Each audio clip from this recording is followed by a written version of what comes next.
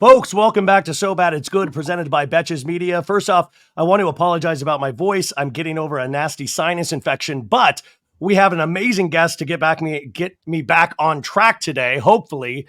I haven't talked to her in like a year since Vanderpump last season ended, and so much has happened in between. You know her from her own podcast, Pot Psychology, which actually, if you subscribe to their Patreon, you now get video of the actual podcast itself.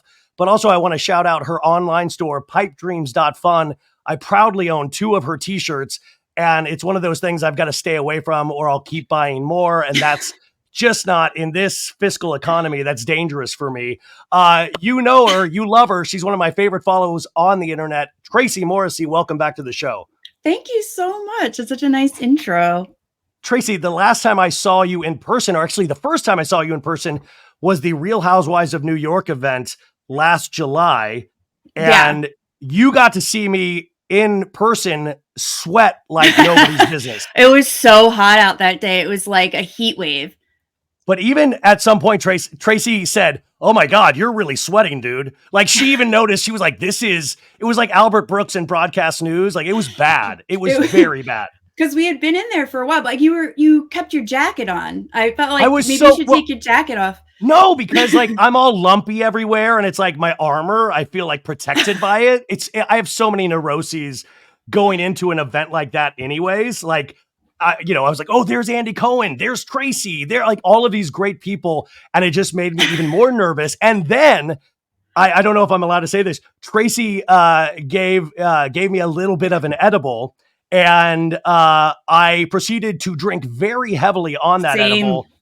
And the night ended with me throwing up on the streets of New York. I mean, it was. I don't think I knew that. Oh, you didn't know that? It was the last time I've gotten that insane. Like it was a bad night. It was a bad night. So Tracie, thank you so much for that experience. You're welcome. You weren't the only one to puke. That didn't Jessel. What's her name? Jessel Tang, and she did it at the beginning of that event. She did it at the place at the the Rainbow Room, and that was before New York even premiered. So we had no idea that she was going to be as successful of a housewife as she became. Right.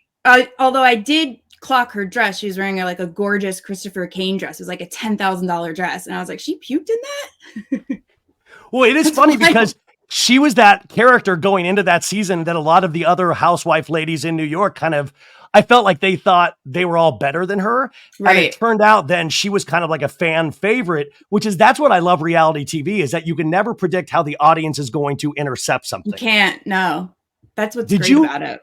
Did you like the first season of New York? No. I did not. I stopped watching it. And then I just wasn't feeling the women. As horrible as they are as people. Well, I don't watch Housewives because I think any of these women are good people. I actually think that. Wait, what? we're not supposed to get our like ways to live life from these people? It's weird when people they assign morality to these people, and it's like, but that's not fun. And then I don't know. I also think that excessive wealth is gross, and showing it off is gross like that. Even though I know how much a Christopher Kane dress costs, I mean, I could never afford one, but or I wouldn't spend my money on that. But I just I don't think of them as like good people. I think of them as like good entertainment. And I was very attached to the old cast. Like they just, to me, were the funniest of all of the franchises. Because they're just so New York, and they're so they're not like the crowd I would ever hang out with. I did think that there needed to be some diversity, but I also didn't think that it should be shoehorned. Like it still needed to feel kind of organic. And I think that they've done a really good job of that in other cities and other locations, but they didn't make it work for New York at all. Like when they tried to add Ebony, that was a dismal. Oh yeah, the final scene of the OG RHONY cast, they added Ebony. Yeah. And watching those scenes between Ebony and Ramona trying to explain politics, I was like, that one scene at, I think it was Ramona's place, where Ramona went through she pivoted to every emotion within the scene. I was like, this is wild. She went to every emotion. It was really, I mean, in retrospect, funny to watch, but you were horrified when it initially aired. Right, but like also like that's like I had no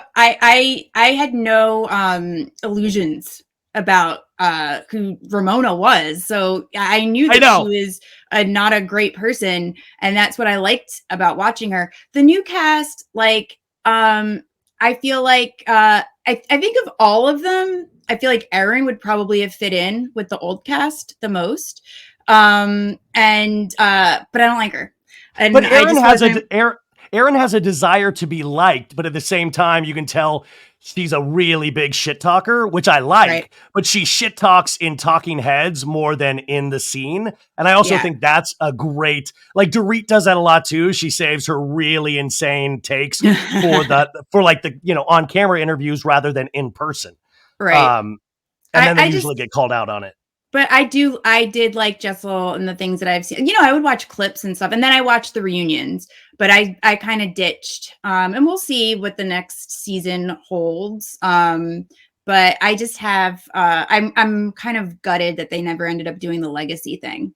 I am too, and I'm really bummed out that we're potentially not getting any more girls' trips because of whatever happened between Brandy Glanville and Manzo. If you read those court documents and the goings on, even on social media still, I'm really bummed about that because I thought that was a good way to have like OG RHONY back in the mix. And I want to see Alex McCord.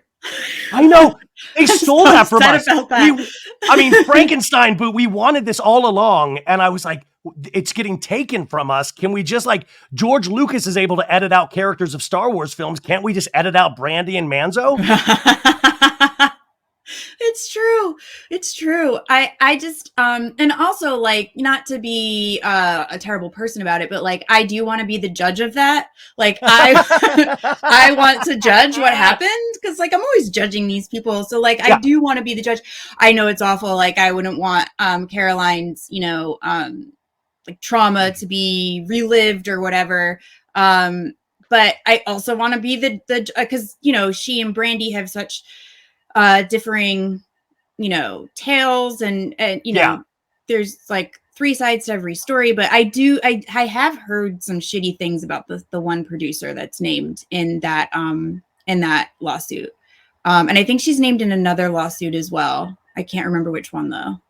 Yeah, I'm curious where all this lands, and there seems to be so much now not court interference, but like the courts are getting involved in so many Bravo elements, and of course because of Bethany Frankel's I call her Bethany Frankel, reality reckoning. I'm like, why doesn't Bravo just get ahead of this and have their own court show every week? Oh like this God. Is what we've come up with, because that is almost starting to be sometimes more entertaining than the actual show. Right. It's horrible to say entertainment, but everything's entertainment these days. Or just like litigating, I guess that's what the reunions are for, is to litigate the arguments, but like between the women. But like did you ever watch Girls Next Door?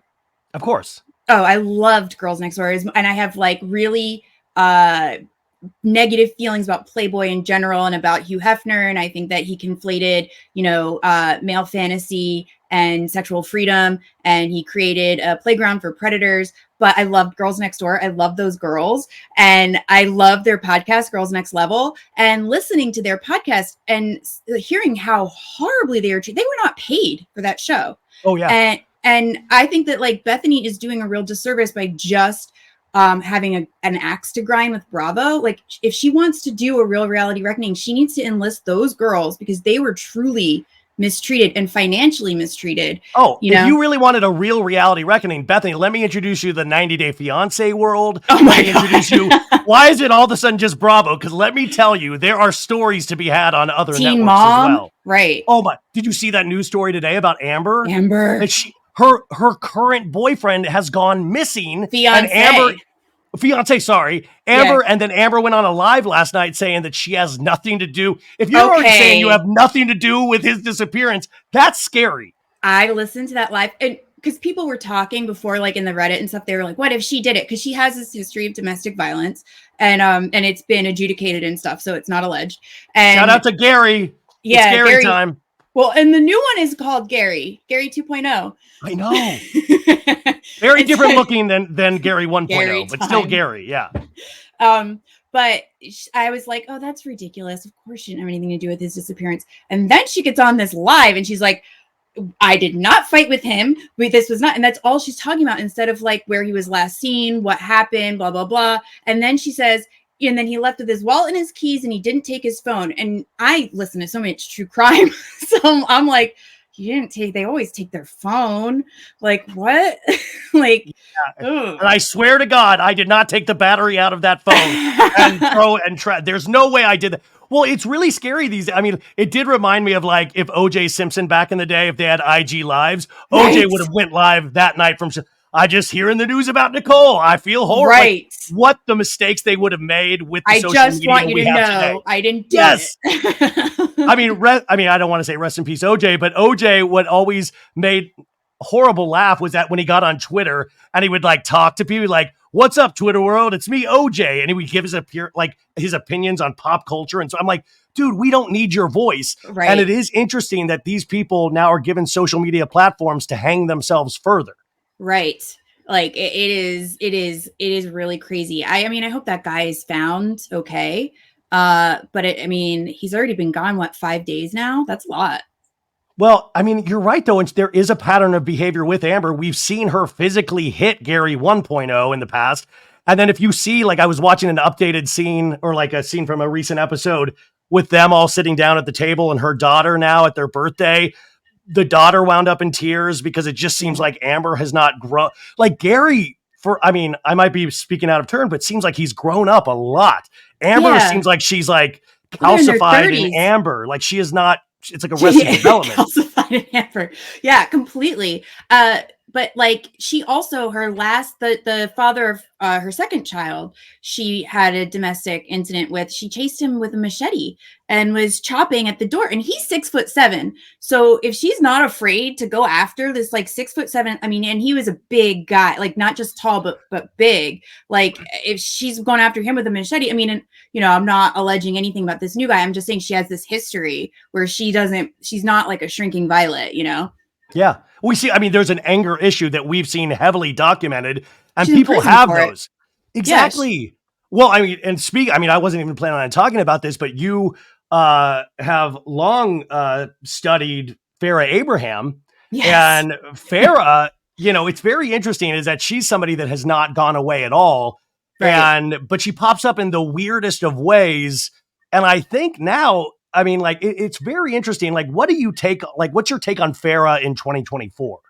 Okay. She just started following me on Instagram recently. And when I saw that she did, I was like, yeah, I know those follows and you're like, you don't know what I do. Yeah.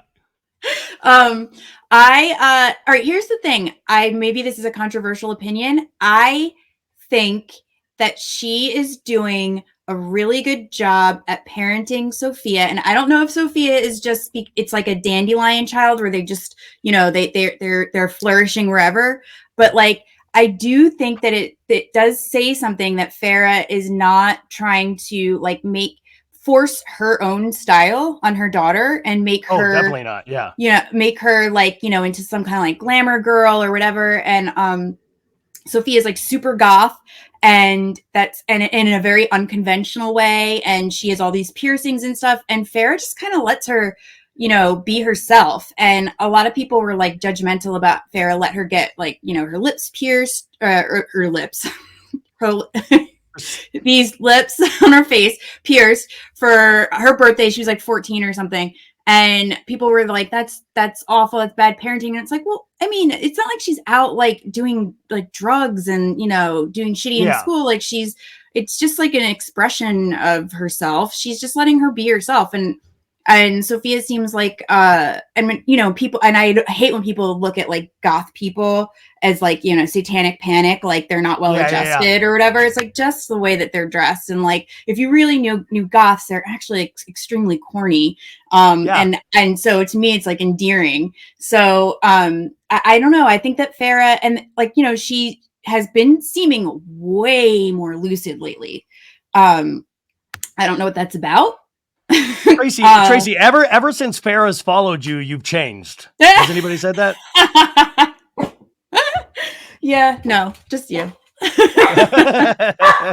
But it is interesting in terms of reality shows in general is that we made people like Teen Mom, we made them stars. Like we made them stars, Right. and now we see them like not only did they have to grow up in like adolescence on camera, but we are now part of their storylines because we reacted so strongly to all of these characters, and we do it on every reality show. That's part of what makes Yeah. reality different than any form of entertainment is second screen technology. We all weigh in. And have you noticed in the last 15 years, has it gotten more hateful or is it still the same?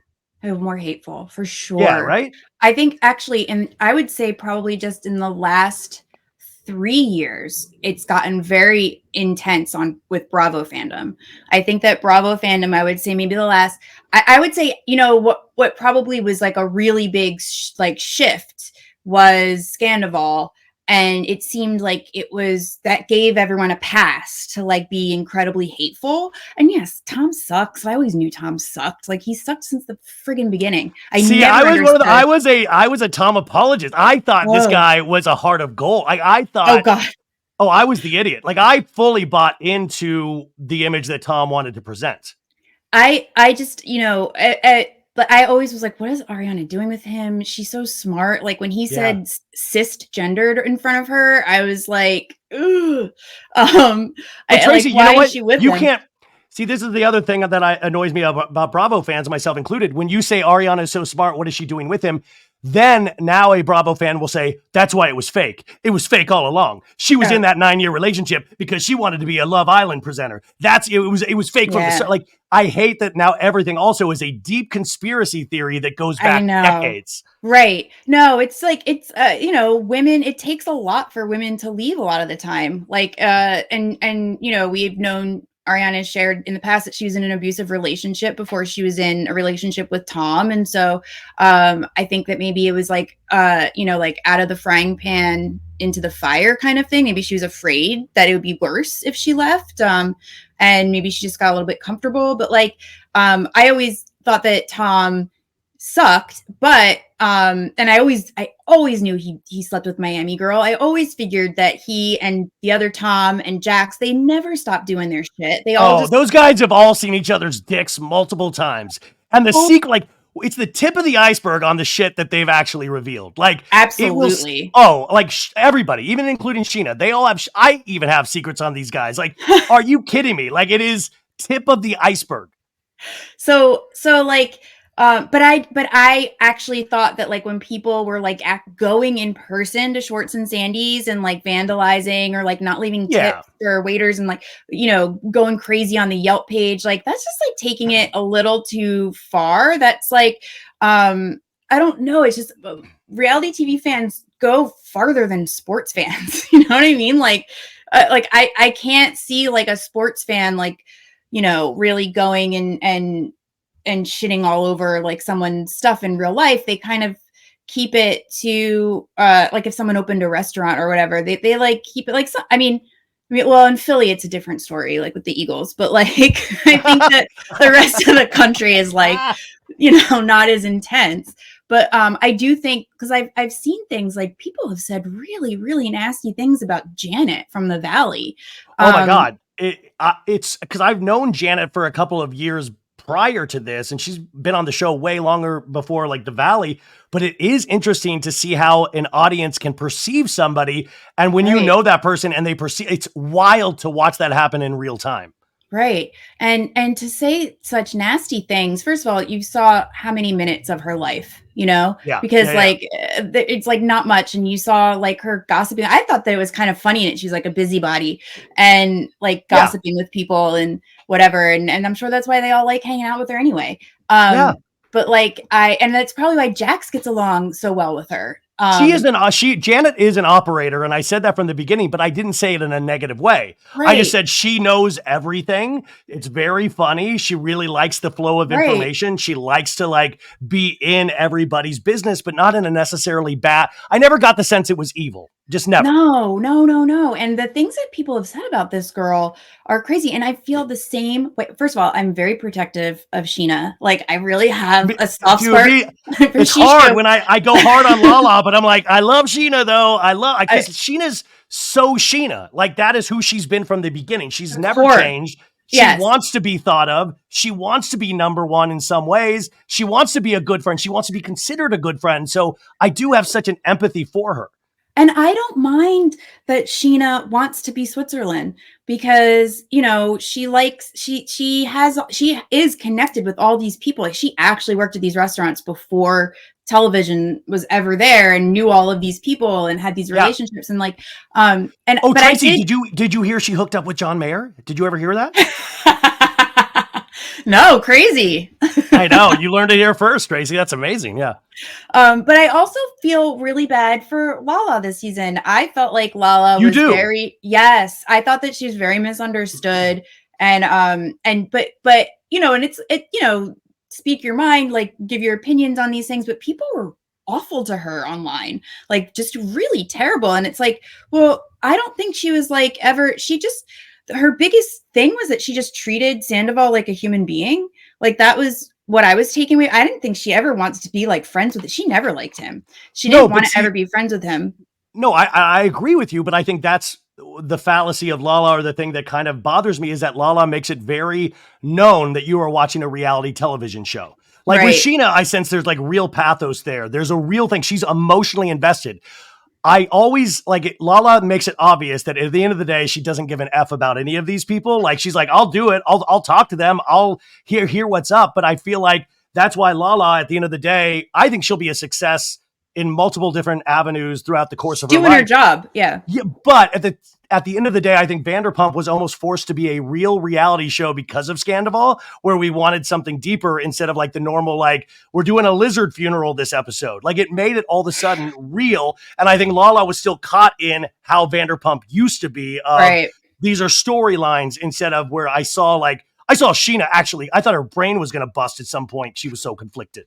Right. And people were awful to Sheena about stuff. And it's like just being like, just so nasty is just so uncalled for. But I think like the future of Vanderpump Rules, I think that they need to do a major pivot. And I don't know if Bravo will do this, because I don't know. I think that they think this isn't part of their like aesthetic or whatever, their ethos.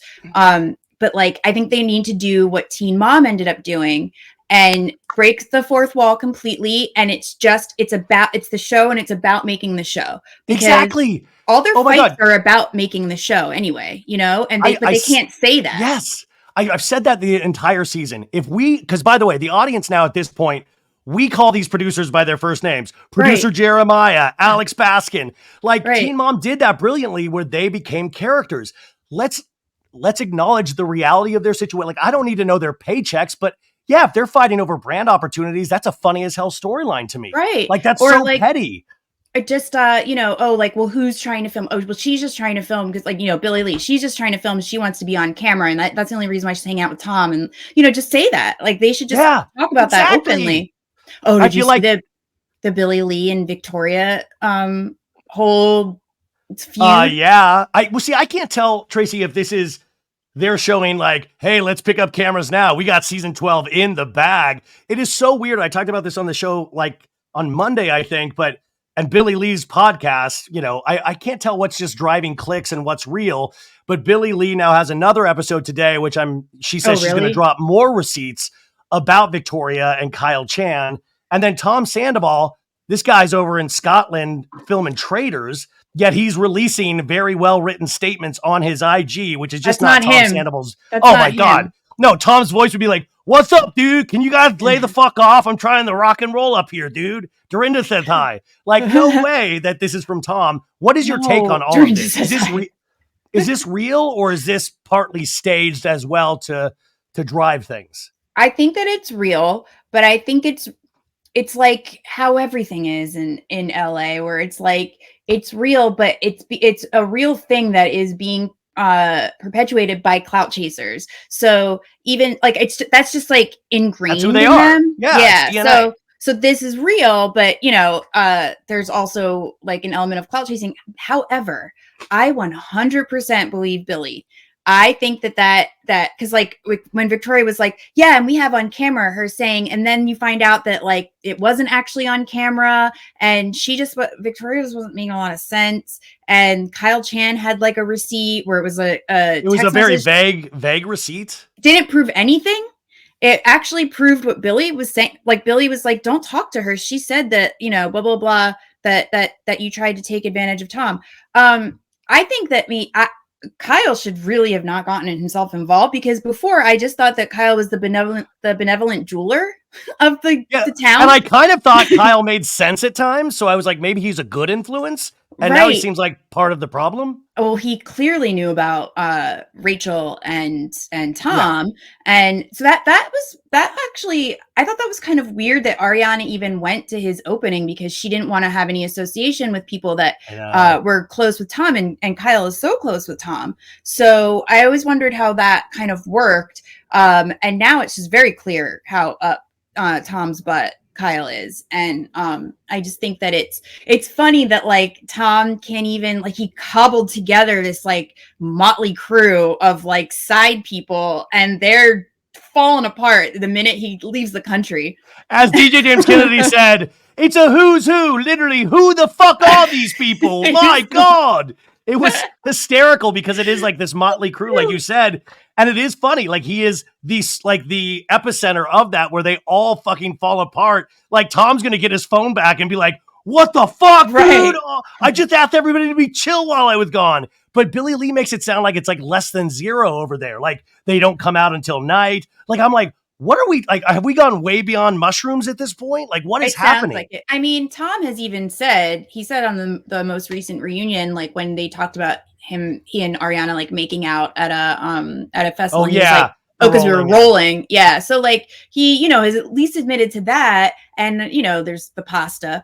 I firmly believe that a lot of them, especially in early seasons, were about the pasta. So like, I think that, I actually don't think that I don't think that Billy Lee is like completely wrong there, because Tom has even said before that the drinking was getting out of hand. He stopped drinking, and then he started drinking when he started dating Victoria, and that's like not a great sign. She doesn't have a job. And then and then she's like, that's a lie, I do have a job. And then Adam, the guy from Up and Adam, was like, well, what do you do? And she's like, well, I've been taking care of my dad, so I've been taking time off. And it's like, you're taking time off from modeling, girl. You're like 30 something. Like, how many years do you have left? You're gonna be. And also, I want to point out, they keep throwing out that she dated DiCaprio. She went on 2 dates with DiCaprio 10 years ago. Like, can we keep, like, that's great, but like and also the fact that that's like a LinkedIn like big thing, and you're like, wow, you dated DiCaprio. Like, but at the same time, Tracie, you know that Tom at night goes, I've got somebody that saw DiCaprio's dick, dude. That's amazing.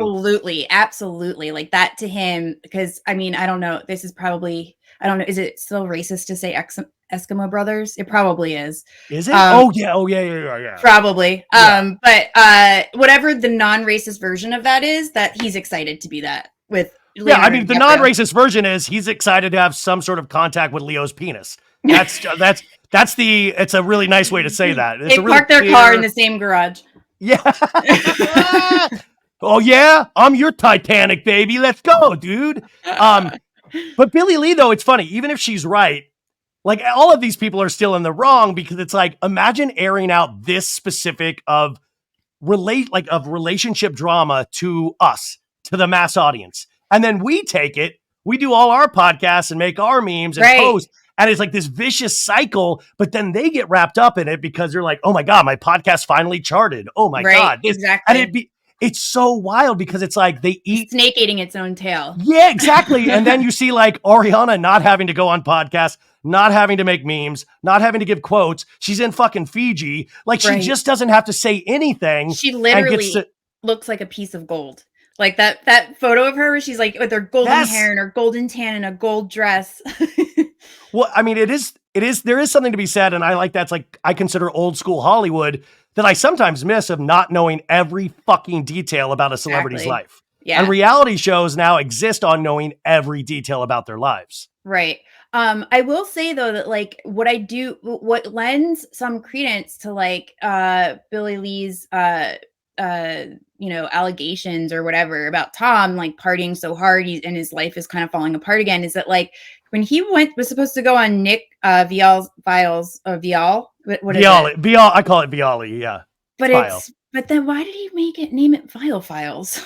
Like, it is Vial. It is Vial. What do you mean? Like, why? Oh, I thought his last name was supposed to be like, is it like the files are vile because they're gross, or no? No, I think that's just his last name, like the Vile Files. Yeah, but it's not pronounced Vile, his last name. No, it is pronounced. I was just joking. I call it Vial. Oh, I thought it was Vial. Someone said that it's pronounced different. Oh, it is Vile? Nick, I think you might be listening. What is the correct pronunciation of your name at this point? Because we talk about him a lot on the show. But are you saying that like when Tom went on there, it was almost like a major spoiler alert too, because we realized Tom was still in the big dark hole and we were only like 4 episodes into the season. So it kind of ruined the season where I'm like, oh, so Tom's still as angry and blames Ariana still? But he was an hour late to that podcast. And they started. And imagine how long they were waiting around before they even just ended up starting. And they called him like as they're recording, they're like, where are you? And he was like, oh, and that to me screams like I'm sleeping until 4:00 with my hot girlfriend. Yeah. Because we were partying last night. I mean, it reminds me of like those shades down, but you still feel the heat from the outside and you're like, you feel gross from the night before. That's what it seems like his life has potentially turned into. Now you look at this thing, like, even though it's very dark, you see the humor in it. And I try to see the humor in it. Like when all of this went down last year, you went to one of like Sandoval on the Most Extra show and you have a amazing Instagram post of you posing in front of a singing naked Tom Sandoval, like a nearly naked Tom Sandoval. You still very low cut pants, very low. You saw the pubes or the pube shaving was the vein, like throbbing vein.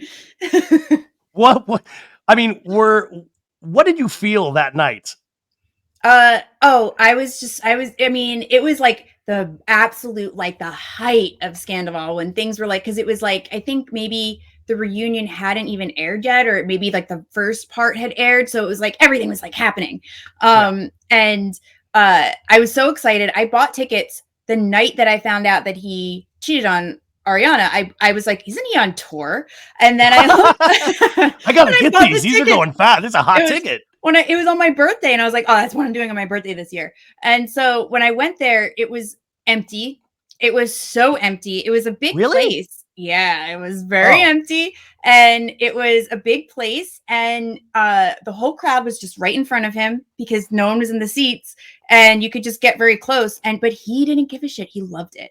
But the way that I felt, I mean, I had just like a huge smile on my face the entire time. I was like, this is incredible. This is so good. Like I am watching this guy do karaoke in front of me, and he's wearing like a jacket that lights up, and he's playing bongos, and he's wearing a Jamiroquai hat.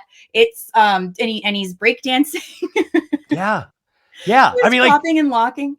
I mean, it's not like you're watching like Radiohead or something like that. You're watching, like, there is a Weird Al element to seeing Tom Sandoval. Right. Yes. That he doesn't, but also Weird Al is aware what he's doing. Tom Sandoval isn't aware that this is sometimes very funny, even though he has professional musicians. He has that quality that I love in a reality star of like a lack of self-awareness, like obliviousness. Totally. Like just but it just being happy that people showed up and not caring why, like not even realizing why, you know? Well, it reminds me of Mark Wahlberg in Boogie Nights.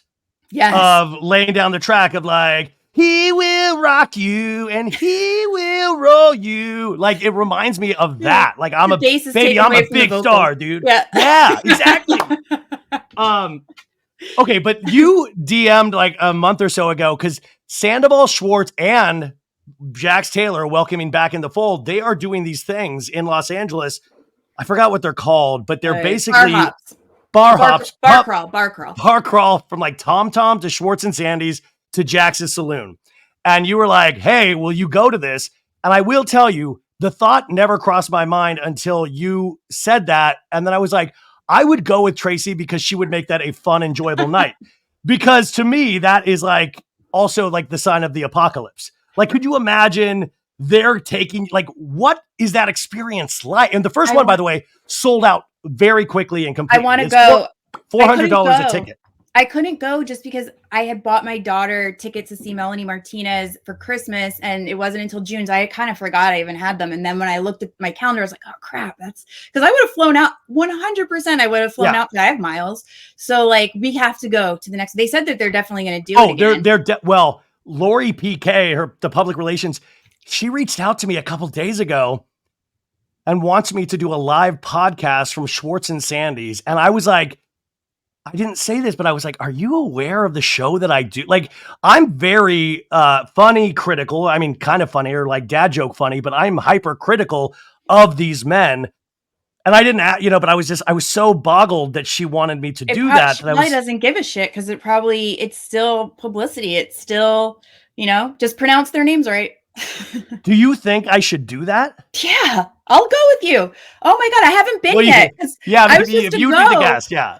I was supposed to go for the day after Thanksgiving. I was coming to LA for Thanksgiving, and like a month before, I had a date with someone for the day after Thanksgiving, and I was like, "Hey, do you mind if we go to this place, Schwartz and Sandy's? I've been really wanting to go."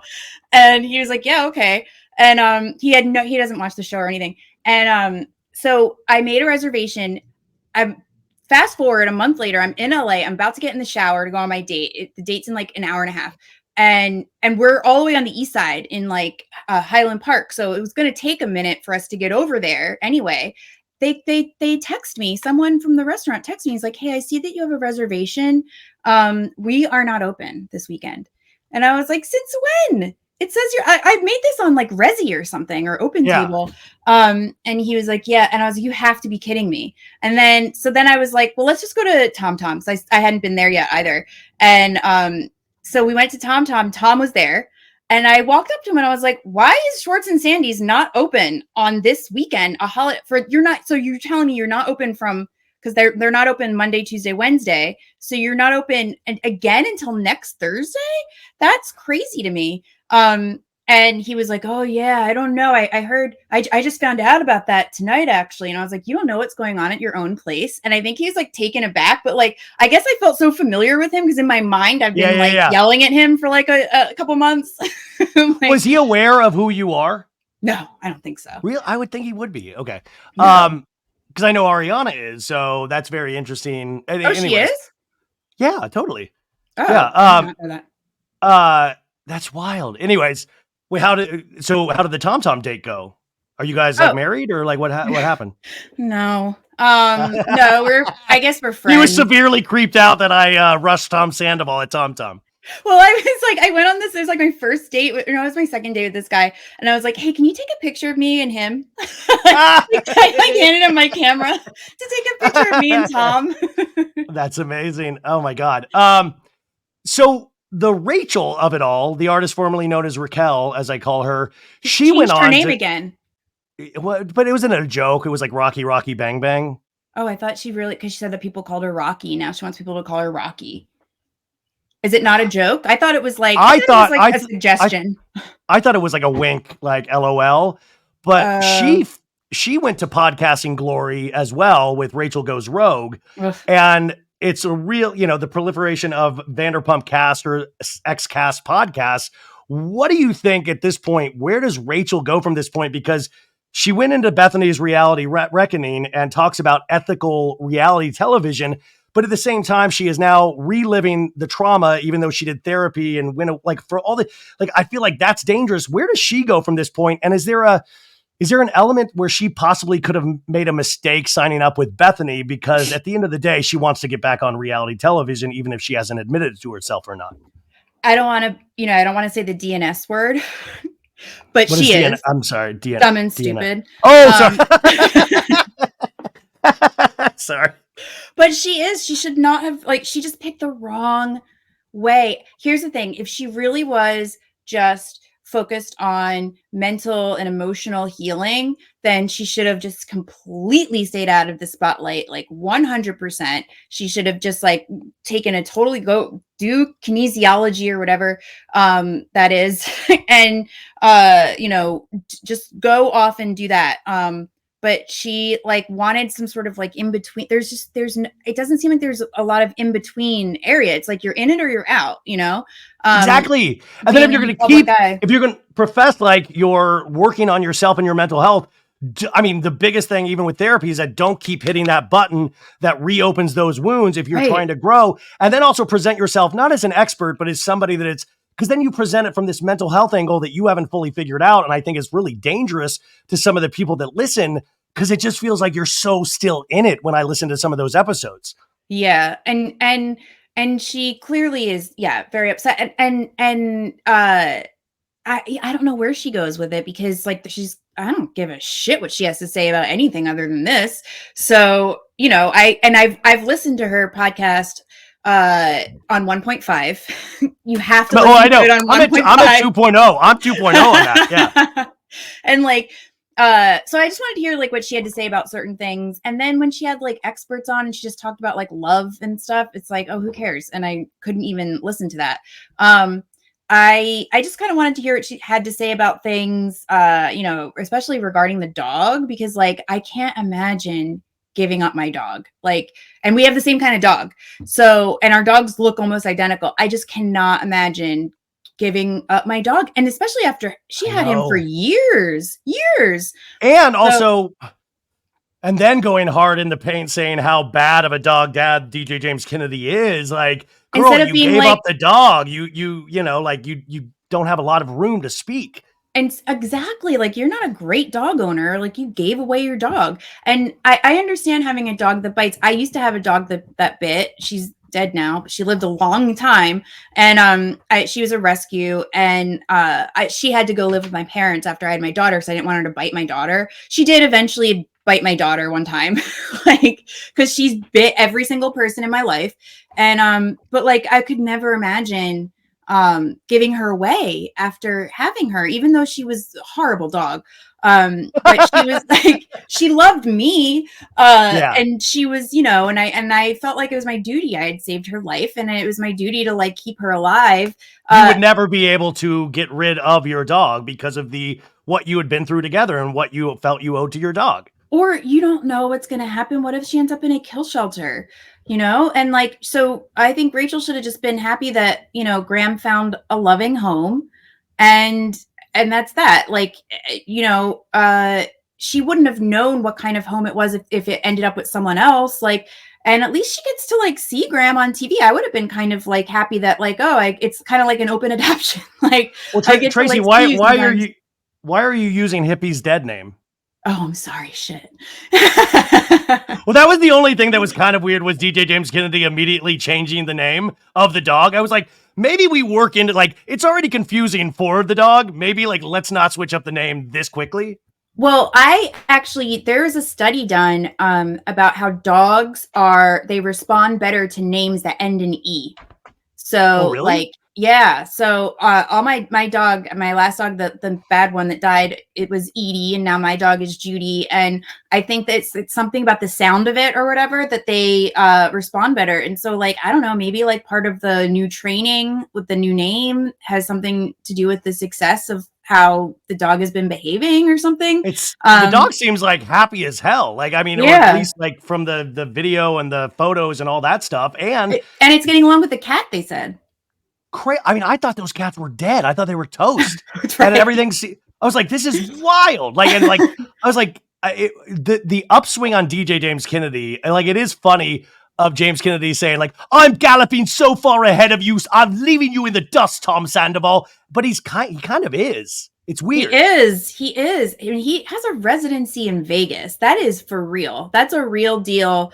That is a real, like, if he hadn't been on reality TV, that's an aspiration for a DJ. You know what I mean? Like that is like a big thing. So and Tracie, he'll be always, the great thing about being a DJ too is that when Vanderpump Rules eventually ends, he still has a career. He will he still has a talent. It is not like brand deals. He actually has a skill. And I think that is something interesting. Like, he never gave up on that skill, and he kept doing shitty gig after shitty gig and just working on his craft. Right. Like like DJing the Vanderpump Dogs. I've got a Toyota Corolla. We've lost the keys to a Toyota Corolla. Yeah, amazing. Yeah, so he has eaten crow and he's like managed to like, come up. He is doing a lot better than the rest of those guys. He seems to be in a successful relationship. He owns a home.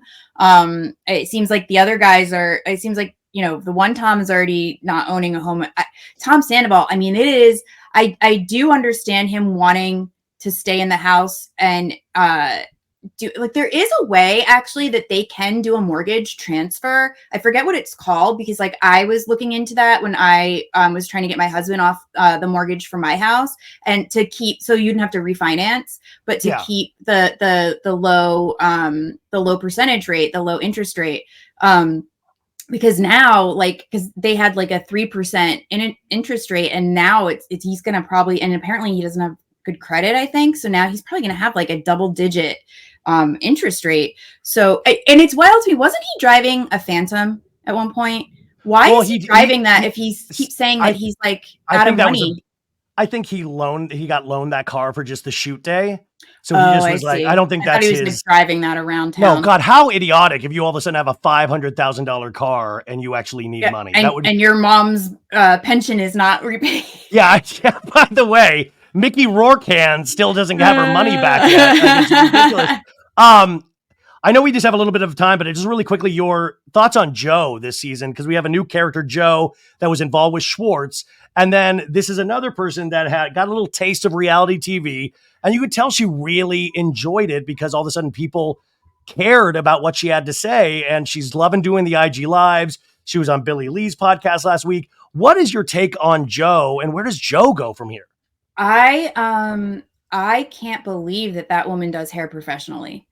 I have seen the hair she has done, and the way that the way she was doing Schwartz's hair when she was bleaching it, and she was rubbing the bleach like it was shampoo. And the other people in the salon were looking at her like she was crazy. If you look at that scene, nuts. And then and just her hair always kind of looked like a mess. Even when she was trying to sit down for her interviews and she would put like a barrette in, it was always kind of a disaster. I think that she's a pretty girl. I think that Schwartz probably did her dirty a little bit. And I think he definitely was leading her on. But I do think, just from the stories I heard Schwartz tell on Brittany and Jax's podcast and some of the stuff that Kristen has said about different lies that she's told, Kristen's boyfriend, I find Kristen's boyfriend to be an extremely reliable narrator. Her boyfriend, I agree. Yeah, I agree. So he doesn't know. I mean, he doesn't know what the hell is happening right now. This is shocking for him. He just got running water last year. Right. So, yeah. So listening to him, I believe every word that guy says. And he's like, Joe told me that she does Aaron Rodgers' hair. Or something like that. He said, I knew that she did Aaron Rodgers' hair. So why is she asking Andy to introduce her to Aaron Rodgers? Because I was under the impression that she's flown out to, I don't know, Wisconsin or where. I don't really even know. I don't even know what Aaron Rodgers does. He's in sports. I don't even know what sport, but but I know he's anti-vax or something. So so apparently the rumor is, or what everyone's alleging, is that she's this pathological liar and she lies about really mundane, stupid shit and for no reason. And I believe it. I've met people like that in my life, and I saw her tell that Mutant Ninja Turtle story. And I didn't buy that the second I heard it. I thought maybe she was just doing a joke or a bit or something. If she had the turtle, I keep talking about it, if she had the turtle on a leash, when it drops down the grade, exactly. Did she try to use the actual lead? That's the point of the leash. Right. So, but I do think that even in the later episodes, when they were having their conversation after they had their breakup convo, Schwartz said again, and maybe I'll marry you in 8 years. You can't say that, especially to someone that you don't think is all there. The way that most women, the way that I would have taken it, I would have been so there's a chance. I would have been so you're saying I'm not out of the running.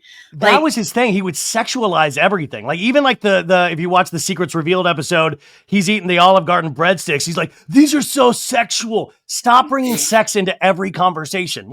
Just stop it. Stop saying that you're also, Tracie, if somebody said you were smoking hot, you look like a sexy Fire Marshal Bill, how would you take that? Oh my God. I don't know how I would take that. She took it. She was like, hell yeah. She loved it. I mean, if someone told me I was smoking hot, but then the Fire Marshal Bill thing, also it really ages Schwartz making that reference. Like, I think probably most people watching that show don't really know what that is. You're like a sexy Judd Hirsch. Yeah. But like, I feel bad for her in some respects, but in other respects, I'm just like, girl, step away. But also, I was always team Katie on that, because like, I am very particular about like, if we're friends or even like tertiary friends, I am not going to go date your ex. Like, that's just not what's going to happen. Like, and I would be absolutely livid if I were Katie that this girl texted me the day I announced my divorce and then try to ingratiate. Like, she actually had Katie's personal number. So that, right. I mean, it's not like they had each other's number. Tries to like be nice and say something about Justin Bieber because Katie likes Justin Bieber. I would then be doubly offended. I always saw Katie's point of view. It's just that everybody thinks like the way Katie talks is a little negative. So people like always think she's a downer. Who cares? Right. Sometimes when I like have an aversion to Katie, it's because she reminds me a lot of myself and things I don't like about myself. So like, I really relate to her in a lot of things though. And like, and also the no dating in the friend group, like absolutely no dating in the friend group. And yes, Rachel, Raquel, whatever counted, because it's like, why would you want to do that to like your ex, like to date someone on your cast, or to like do like that is just like throwing mud in their face. Like that is just so disrespectful. Well, that's why this Max Boyens needs to be stopped. This guy seems like he has a dick that won't quit. Like, well, I love that she did that to him. Max just the tip Boyens. Like he is like, I mean, I want Brittany to get in on this at this point. Like, oh, Brittany needs to. Oh my God. Well, this guy seems like a how Stella got her groove back kind of guy. He's been with Sheena, Janet, Dana. Kristen, Dana, Katie, and I'm sure other girls that they're friends with that we just don't know about. Probably other girls that worked at Sir or Tom Tom or whatever. He's what does he do now? Because he doesn't. I don't know, because he got fired from Tom Tom. But like, I want like that old Warren Beatty movie shampoo. I want like a shampoo around Max Boyens. I want like a reality show based around his dating life, because he seems like he fully gets around. And by the way, back on Vanderpump, because he's friends with all of them. They all know him. He's worked with those guys. And you know, he was kicked off because, you know, he had said the N-word in a tweet. A lot of tweets, yeah. But he's also part Black. So I don't know why that was never brought up, that he's biracial. So I thought that was very bizarre. Did you see he started an OnlyFans? Did he? Yeah, a while back. And is he nude? I didn't go that far down the rabbit hole, but yeah. I will subscribe and I will check. I subscribe to every like novelty OnlyFans. I've seen Rachel Dolezal. I've seen Congratulations. Wow. You know, obviously Farrah Abraham. Yeah, because didn't you sign up for like the scat videos that Farrah did? Yeah, the hot dogs. The hot dogs. When she put not an entire pack. She put 6 hot dogs up her, and 8 come in a pack all the time. So I'm like, what happened to those other 2? Did she like eat other like 2 hot dogs and was like, well, I'm going to use the rest of this pack in this OnlyFans video? That was a wild thing to watch. That didn't even feel human. Honestly, like that was just like I was watching, like that was like I was just watching like CGI or something. Who's the person that watches that's like, fuck yeah, do 7? Like, who's the one that gets excited? Like, there's people out there that must be their thing. And I already think that I've seen enough imagery and just like the stuff that I cover, my mind's like wasted forever. But I am thankful every day that I do not have a weird fetish. Like, I don't even like have a weird fetish yet in my life. And I'm halfway through my life, but like imagine your fetish is watching like somebody put hot dogs in a place. Well, I'm wondering how she even got the idea. I'm like wondering, you know, there's like these tools definitely on TikTok that's called like it says Content Gap, and you go to Content Gap and it'll show you things that people have been searching that don't have returns. So like it's that something that people are looking for, that there's no video that satisfies that. So I'm wondering if there's like a content gap thing, feature for creators on OnlyFans. And she saw hot dogs and was like, okay. Wow, what an entrepreneur. Good for you, man.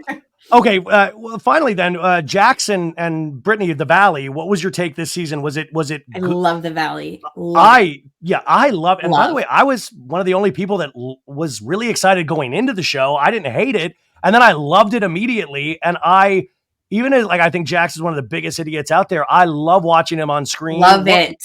Yeah, like what? But what do you like the finale with Jackson Brittany? That conversation was so great for so many ways, because it's another, again, a fourth wall breaking of, Jax, you're doing this for the camera. You signed up for therapy yesterday. It was so great. Yeah. But like I've been, listening to their podcast. They finally did an episode together after not doing one together for a while. Yeah. And she was like, we'll see how this goes. And she gives him shit. And like at one point, on one of them, she said, I can't stand you. Like, I don't think he has a shot at getting back with her. And I think that she is a very forgiving person. And she probably would have, if he had back when she first left, if he had tried to work on it, but who knows? Because like, I think that I think that's where Jax really excels in like ways that we don't see fully, is that I think that's the reason because I asked everybody, Janet, like, how are you guys still friends with this dude? Right. Even how he talks about you. He must be one of the most charming. And he also reverts to, I'm a fucking idiot. I don't know. He's not a fucking idiot, you guys. He's just not. Like, he's not brilliant, but he's not an brilliant. Idiot.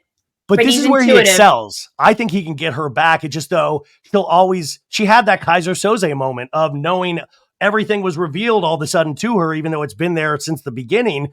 But I mean, that's the thing, is would you want somebody back that knows truly how shitty you are at the core? Yeah. I mean, but he always was able to maintain these friendships with his exes. He never, other than like Laura Lee, he never really had this, like, it doesn't seem like he had like a relationship where like, I mean, Rachel, Kristen, and Stassi all slept with him. And then they all went to his dad's funeral. Like they flew there like immediately. So like, he has something about him. He has something about him. Something about him that we're like, he is able to, like win these girls over in some kind of way. And I can see it. I don't know if it would work as well on me if I had like if I meet him for the first time now, like a couple nose jobs later. I actually liked his old nose. I felt like, and before he started doing Botox and stuff, I think he looks a little, he's doing a little too much right now. But like, I was shocked about the storyline about the hair loss. I was like, how the real. mighty. Do you think that was real? Tracie, did you not go? No, I saw the photos. He has a huge gap right here in the back of his head. It's very real. Oh yeah. Wow. Because he has such a strong front hairline, but right in the back of his head, he has a full hole in his head. I'm sure he'll get those shots. Like, why wouldn't he? You can get these, like, how Tosh Point Oh, he had like no hair his first like season or two of that show. And he got these, I know a producer who worked with him. He got these like injections, and that now he has like a full head of hair. Steve Carell as well. Adam Levine from Maroon 5, Matthew McConaughey. Like those are Matthew all McConaughey. People. Yeah, Steve Carell, if you watch early seasons of The Office, he's like fully losing in the front, and then he's like, very thin. Yeah.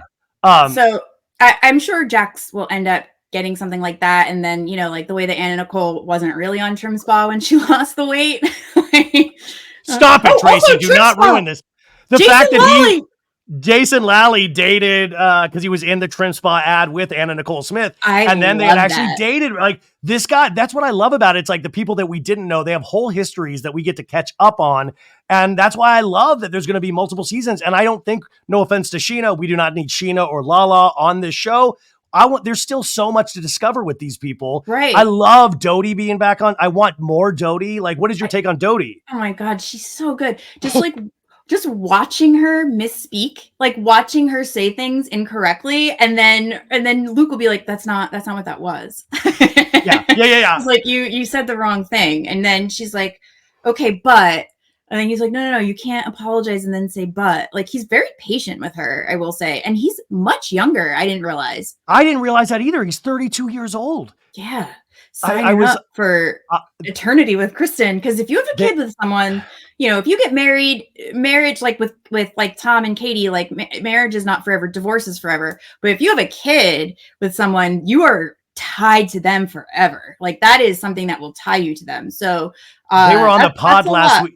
They were on my pod last week, and I complimented Luke of like, you really try to sit down Kristen and go, this is not the way to, like, I admire somebody kind of standing up for a way that they view how life should be led, and Kristen trying to like kind of pout and fight it a little second and then kind of accept it. I was like, maybe this relationship will work. Who knows? I'm excited, but I told Janet, I said, you can't. They've been together a while, right? At this point. Yeah, a couple years now. But like Janet knows reality shows enough now that she's not pregnant. You can't ice people out. You can't do it.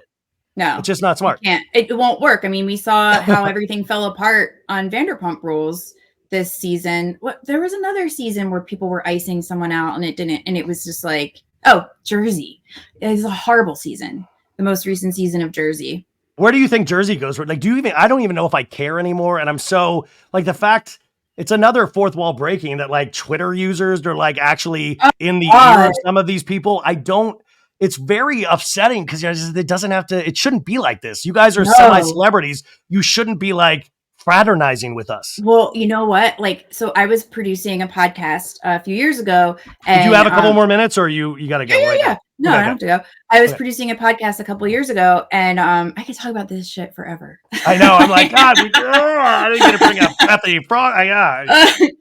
But I was producing a podcast, and it was called the B List with Pet Shop Boy, and he would sometimes cover Real Housewives type stuff, and they were the easiest gets, and they would let us come to their house and like do the podcast in their home. They didn't know us from anything, and then they would take us out to eat after. All of them. The only ones we didn't meet were Teresa and Melissa, and I think that only reason why that stopped was because of COVID. Like, we probably could have met them, and they probably would have invited us into their homes, and so that's what like. And I suppose it was like a smart strategy, like, because Marge definitely won me over. I love her, but like at the same time, I kept thinking like, you guys really shouldn't be doing this with people. Like, you're lucky that we're not psychos, but like there are people who are not okay, and Teresa just fell ass first into that. Well, it's not even fun to talk about because it is like people are so dark. set. The fandom is so set in whatever they believe that there's like no movement. Like there's just, it makes it so not fun to even cover because you can't even like talk about the actual show events because people will throw in like it's so slanted. I see it so clearly on Jersey, which by the way, Tracie, last year, I thought this was going to be hysterical. I went to Jersey to see Joey Gorga do stand-up at like a hotel ballroom. You thought it was going to be hysterical.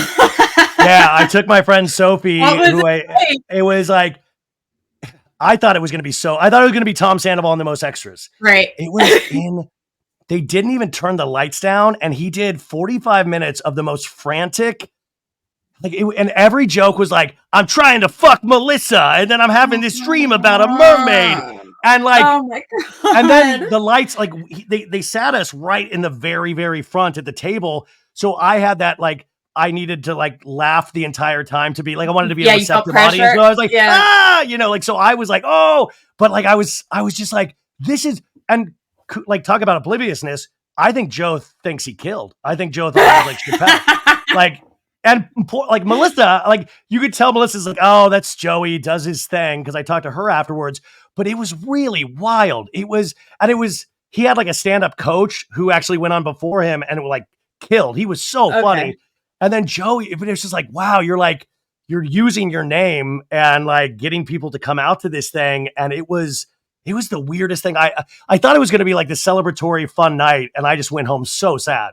Oh God. No, with Jersey, I think what they're going to end up doing is a hard reboot. If they even bring it back at all, they'll do a hard reboot, but they might just let it die. I feel like they'll give Teresa a courtesy spinoff that and then they'll see how it does. And if it does well, sure, we'll do it again. But if it doesn't, whatever, that's it.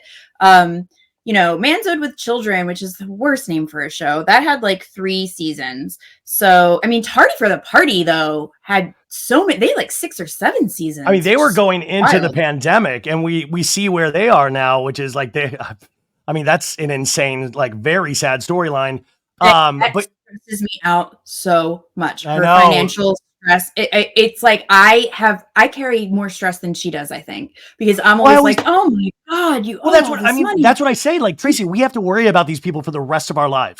For the rest of our, like, we have to worry if Freier can make her bills. We now, like, I feel sick about Kim Zolciak. I have to worry what lawsuits are coming out. And I know that's my own, like, weirdness, but like, you truly do. I'm trying to figure out how I pay my bills, and I'm worried about like Tom Sandoval and his bills.